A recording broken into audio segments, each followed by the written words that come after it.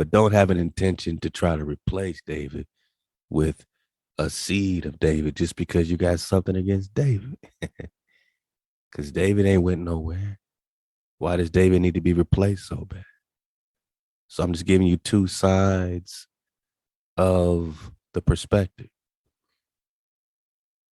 two extreme sides. On one extreme, they say, "Oh, you just talking David, David, David. Y'all just want to worship a man called David."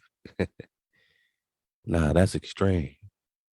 We seek the Creator directly. We keep the code before we even started talking David. We became interested in Dawid together. We got on this investigation together. We got to Prester 101 together. We didn't know that this Prester popped off the Crusades and popped off, really the last stand for the Nagas all the way up to the 1800s. So we could have a philosophy about this energy, about this Melchizedek flow. It's not just a man you talking when you talk Dawid, when David's being anointed, Khan, when you seeking the Creator and David, this is not just a man thing. This is a frequency thing. This is a Melchizedek thing. It's possible. We don't know, but it's possible that the same frequency, that was within this Melchizedek that got Abraham in order, where he popped off his circumcision and everything after that. So he's 99 years old getting that particular flow. Is this the same Ruach, the same frequency that's, connected with David, young David being anointed Khan? And is that the same frequency being referred to as a righteous branch and righteous shoot? You know what I'm saying? Is it a frequency flow? Not so much a reincarnation flow, but that the frequency is always here. The frequency that is within David, not just David himself as a man, but the frequency that HaWah calls in Psalms 89, my firstborn. Is this the same frequency all the way back to Adam? It's not just man to man, it's frequency, it's flow, it's ruach. You got to factor in it also. Let's take a journey. Let's take a journey, my noggin. We just returning, seeking the Creator, searching for David, following the order. So when you come over here, just know that it's about vibrations, about frequency, it's about order. We're not on one extreme, trying to worship no man as our savior. We know we got one savior, and that's HaWah. And that's why we seek HaWah first and foremost. And we're told to continue our investigation so we can connect to the water, to the Prester that got the water, the fountain of youth, my love.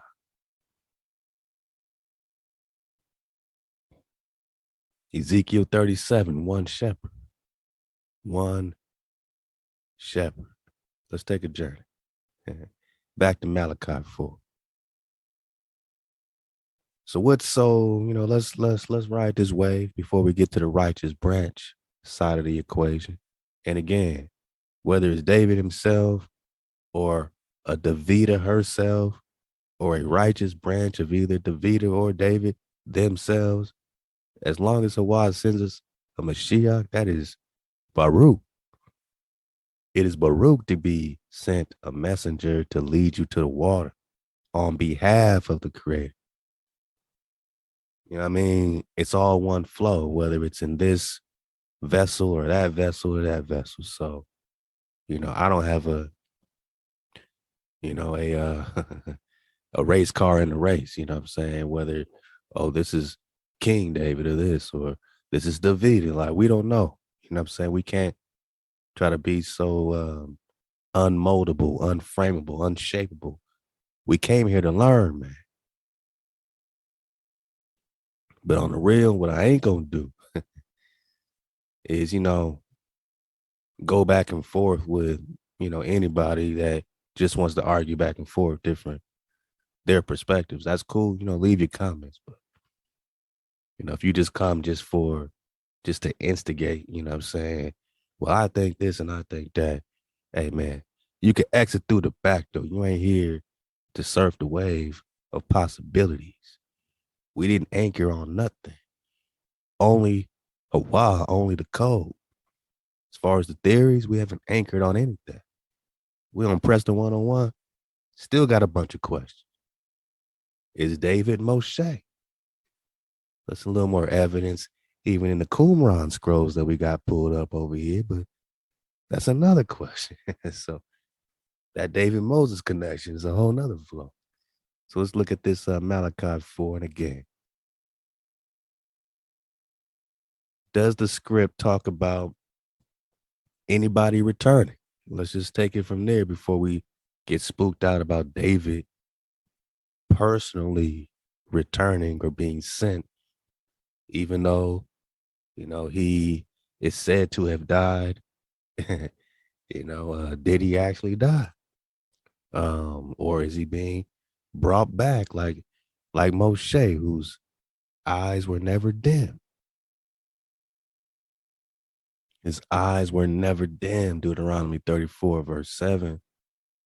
And Moshe was 120 years old when he died. His eye was not dim, nor his natural force abated. My naga, what does it mean? What does it mean?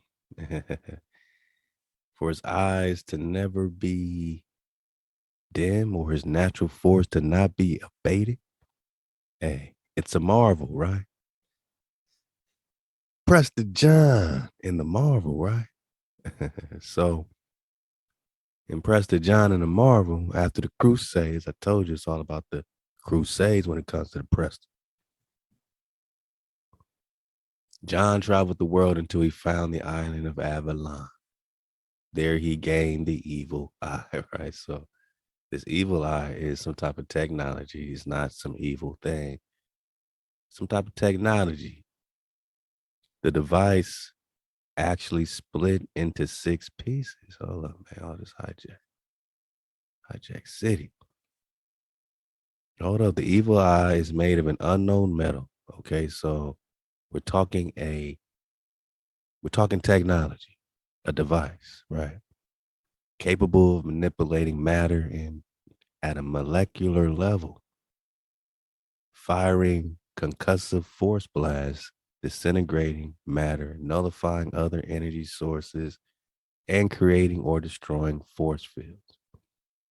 So this evil eye is able to create a force field of protection, Managa. Why is it called the evil eye?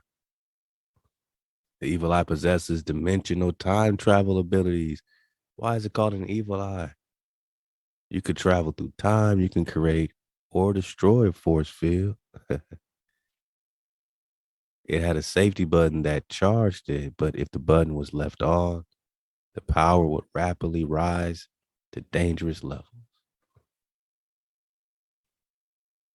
causing it to explode. The evil eye or the eye will be broken into 6 similar bits when it exploded. And they would be pushed through the earth until they met sunlight again. But Prester John had the evil eye, right? The device actually split into 6 pieces and spread throughout the globe, becoming the focal point of the Avenger Defender War. Later, Prester John carried a new version of the evil eye called the Stellar Rod. All right, so the evil eye is a device. Now it says, as the plague seemed to wipe, let's get it over here. As the plague seemed to wipe out the citizens of Avalon, John prepared to sit upon the seat of survival, which would place him in, drum roll please, suspended animation. Then he has some fight with Khan, which just sounds like Genghis Khan to me, right? And then he's, fighting these Muslims, man, right? Prester John battled Muslim warriors, right? Because he's fighting the Moors, right? It's a more and more war. And he got the evil eye. He got this suspended animation time traveling device. I'm just saying, just could be something, could be nothing.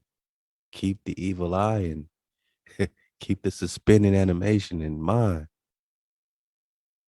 And Moses was 120 years old when he died. His eye was not dim, nor his natural force abated. That means lessen or loss.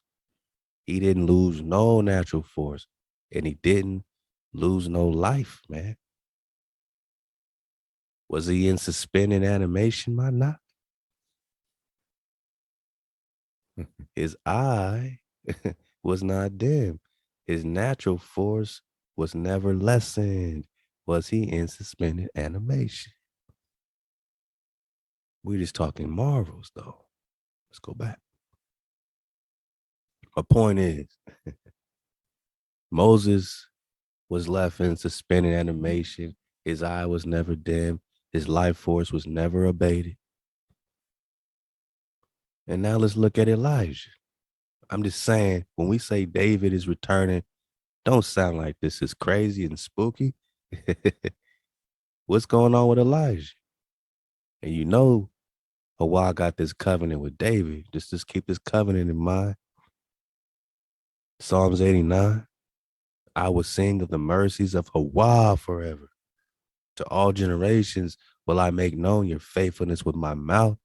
For I have said, forever is mercy built. That means HaWah is always going to have mercy on the house of David, and specifically Dawid.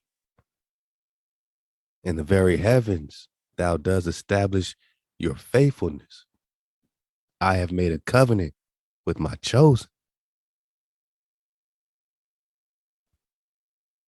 I have made a covenant with my chosen. I have sworn unto David, my servant.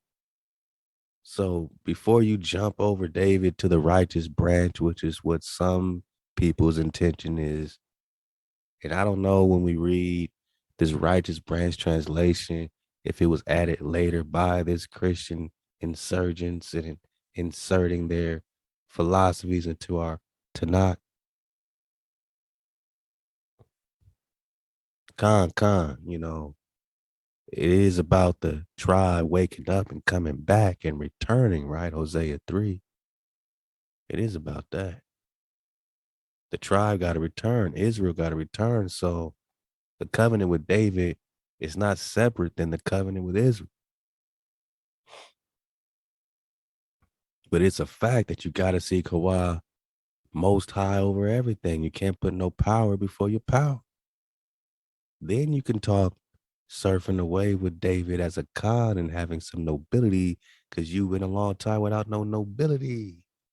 Israel shall sit solitary many days without a Khan. No prince, no king, no nothing. You don't know what a royal is. You don't know what this press flow really is. But the question of the hour is David returning personally, or are we just talking offspring and righteous branches? Did HaWah make a covenant with David so that David will never return? Was it just for the offspring, or does HaWah love David personally? So you can't separate the personal Ahab and the true connection that the creator has with David personally is more than just a flesh and bone thing. It's a ruach flow.